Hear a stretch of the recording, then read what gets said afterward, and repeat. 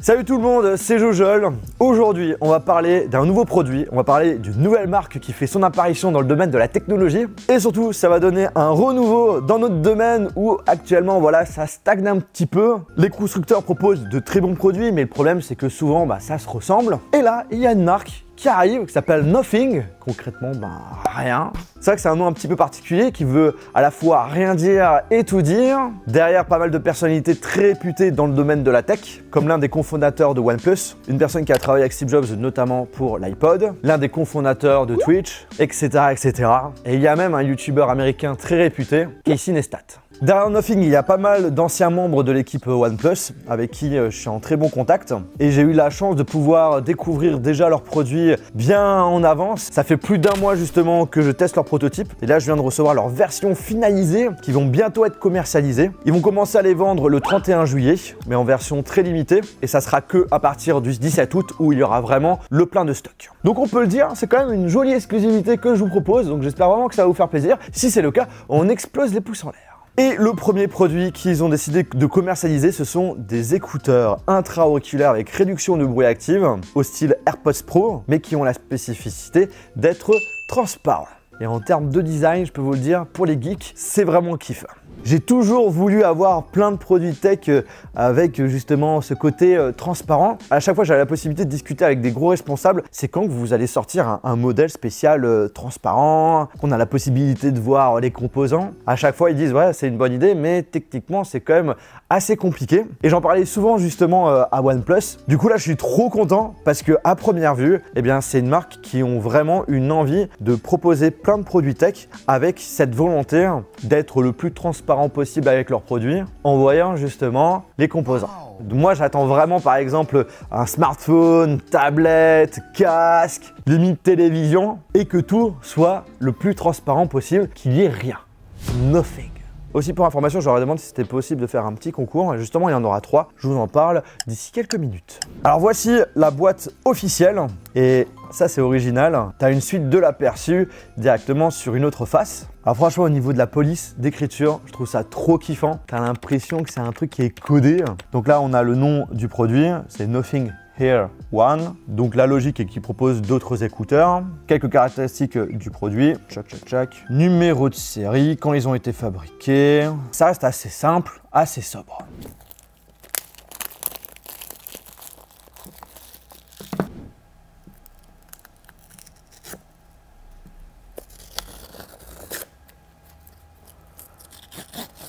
Ah ouais, c'est vrai que c'est rare, tu vois, d'ouvrir comme ça ta boîte. Donc là, une boîte entièrement grise, brillant. On a le boîtier de transport où on voit directement les écouteurs. Petite languette, on pose ça de côté. Qu'est-ce qu'on a d'autre? Une petite pochette. Le problème, c'est qu'aujourd'hui, il y a énormément de constructeurs. Il y a trop de produits qui sortent. Dans le passé, j'arrivais à mémoriser tous les modèles, etc. etc. Là, j'ai complètement déclaré forfait. Et souvent, ça se ressemble quand même beaucoup, même au niveau des packaging et tout. Donc, ça fait plaisir d'avoir un nouveau constructeur qui arrive et qui met vraiment le paquet déjà en ce qui concerne le packaging en termes d'expérience. C'est quelque chose que j'ai vu nulle part ailleurs. Vous me direz si vous avez déjà eu la possibilité d'acheter des écouteurs de ce type. Donc la petite notice pour expliquer comment ça fonctionne et tout. Donc c'est hyper simple, de toute façon ça reste quand même des écouteurs derrière. Toutes les fonctionnalités qu'on a dessus, de base on les retrouve chez les autres constructeurs. À droite, une petite boîte, câble, donc du coup ça c'est le câble USB vers USB type C, câble tressé mais qui est recouvert d'un plastique transparent. Là par contre si on a envie d'aller encore beaucoup plus loin, ce que j'aurais fait c'était de remplacer le truc blanc par un truc transparent et de voir par exemple les petits fils qui passent. Pourquoi pas, une petite idée pour la prochaine version. Et ensuite une autre dernière boîte, différents embouts pour que ça puisse être compatible au maximum avec toutes les oreilles. Moi de mon côté c'est la taille moyenne M et ça faisait complètement son taf. Magie du montage, hop, parfait. Alors je vous laisse admirer ça pendant quelques petites secondes. franchement, avouez que ça envoie vraiment du lourd. Ce qu'il faut savoir, c'est que derrière, c'était très compliqué de leur côté de pouvoir bosser sur ce type de produit parce qu'en fait, il faut à la fois bosser sur le design extérieur mais également le design intérieur. Et le truc, c'est que les composants à l'intérieur, c'est pas forcément beau esthétiquement. Et les constructeurs s'en foutent un petit peu parce que voilà, ça reste caché. Parce que c'est vraiment trop prise de tête et finalement potentiellement de l'argent perdu. Bon là, Nothing est vraiment persuadé que ce type de produit peut fonctionner et j'espère de tout cœur parce que je trouve que l'idée est trop bien. Ils m'ont complètement dit, hein, le gros travail qu'ils ont fait, c'est surtout au niveau des composants à l'intérieur. Comment faire pour les rendre beaux? Il faut aussi que chaque composant ait exactement la même taille, que la colle ne se voit pas. Pas mal de trucs assez compliqués, surtout quand tout est miniaturisé et que l'objectif derrière, c'est que ça soit beau à voir. Il se démarque complètement de la concurrence et pour un prix quand même assez intéressant, 99 €.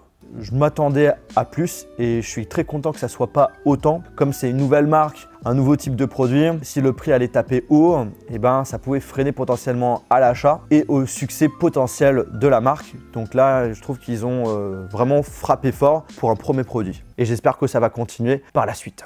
On enlève la petite languette. Hop là. Je rajoute juste s'il y a des petites différences avec la version prototype. Le boîtier, hein, c'est complètement la même chose. Il y a juste les écouteurs où il y a eu un nouveau travail qui a été fait. Les versions finalisées sont beaucoup plus belles. Hein.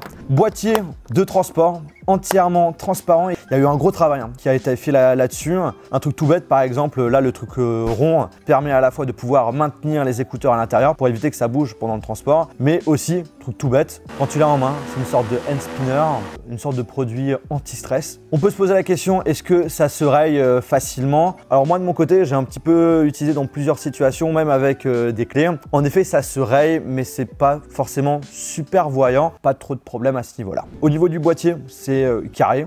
Salut Inox. Pour le transporter, super simple, tu peux mettre ça dans une poche, dans le sac sans aucun souci. En plus de ça, c'est super léger. À droite, on y retrouve un port USB Type C pour pouvoir recharger le boîtier. On a le petit bouton d'appairage pour pouvoir le connecter à son appareil en Bluetooth, c'est du Bluetooth 5.2. Ils sont allés encore plus loin sur la réflexion au niveau du boîtier.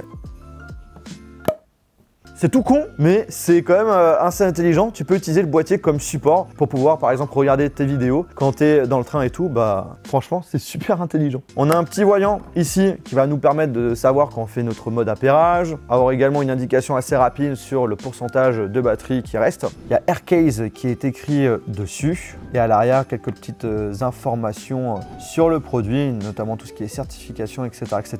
En termes de design, moi, je leur mets bien un bon 9,5 sur 10. N'hésitez pas à donner une note en commentaire. Maintenant, les écouteurs. Franchement, je trouve ça trop beau.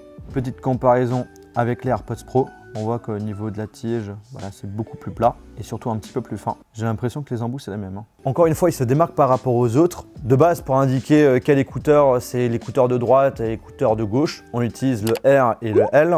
Ici, ils ont décidé de mettre un code couleur qui ressemble justement au code couleur des câbles audio. Donc le rouge, c'est pour la droite et le gris blanc pour la gauche. Et justement, pour faciliter le rangement, on a aussi le petit code couleur qui est sur le boîtier et ça se met hyper facilement. On a un petit système aimanté et également pour prendre les écouteurs, c'est super simple. Alors au niveau des composants, qu'est-ce qu'on voit de beau? On voit du coup les différents micros. On voit aussi le système de recharge, également l'aimant et aussi le circuit imprimé. Après, tout ce qui est autour de l'embout, par contre, on reste sur quelque chose de classique, de blanc. C'est vrai que pour une prochaine version, ça pourrait être cool de pouvoir voir ce qu'il y a à l'intérieur. Mais après, au niveau de l'oreille, quand on les met, bah, la première chose qu'on voit, c'est justement la tige. Et le truc blanc, on le voit vraiment très peu, quoi. Ils ont aussi décidé que ça soit plat pour faciliter pas mal de choses, notamment tout ce qui va être fonctionnalité tactile, qu'on peut d'ailleurs personnaliser. Quand on double tape, ça fait pause, play. Quand on appuie 3 fois dessus, ça change de musique. Quand tu laisses appuyer dessus, ça active ou désactive la réduction de bruit active,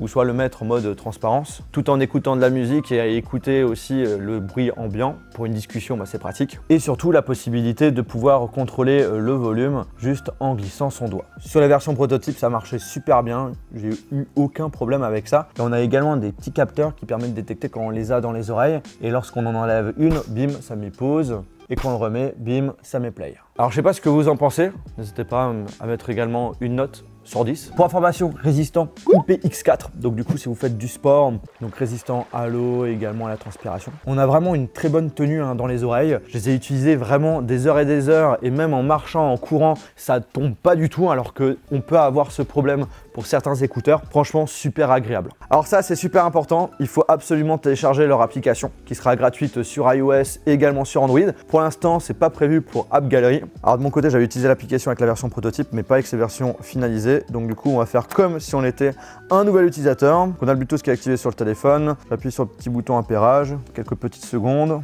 Voilà, on a un petit voyant qui s'allume en blanc. Il les a détectés automatiquement. On les sélectionne, on appuie sur confirme. Donc là, on nous explique les petites fonctionnalités qu'on peut faire directement avec la partie tactile que je vous ai déjà parlé. On a des informations sur le pourcentage qui reste de batterie pour chaque écouteur et également du boîtier. Dans Touch, on a la possibilité de personnaliser pour chaque écouteur les différentes fonctionnalités. À vous de choisir ce que vous voulez.